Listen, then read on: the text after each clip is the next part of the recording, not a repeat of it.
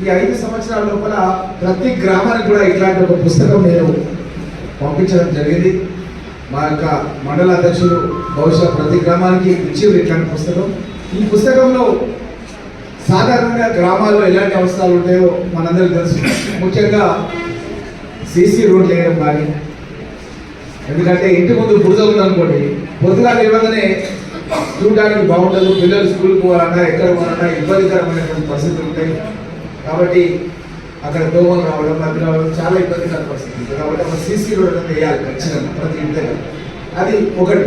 అదేవిధంగా తాగునీటి చాలా గ్రామాల లోపల మన సుబ్రహ్మణ్యం గారు ఇక్కడే ఉన్నారు. చాలా గ్రామాలు ఏం చెప్తున్నారంటే ఈ భగీరథ వాటర్ అయితే వస్తుందో చాలా జాగాలో పైపులు పగిలిపోయినాయో మరి ఏమైందో తెలియదు, కానీ దాంట్లో చెడు వాసనతో కూడుకొని రంగు కూడా మారినటువంటి నీళ్ళు వస్తున్నాయి. మేము అది కేవలం ఉతకడానికి మాత్రమే వాడుతున్నాం, కానీ తాగనీగా వాడతలేమని చాలాసార్లు నాకు కంప్లైంట్ వస్తే నేను శుభ్రమైన దృష్టి తీసుకొచ్చాను. మరి రామరావు చెప్పాలి కరెక్టా చూస్తున్నాను.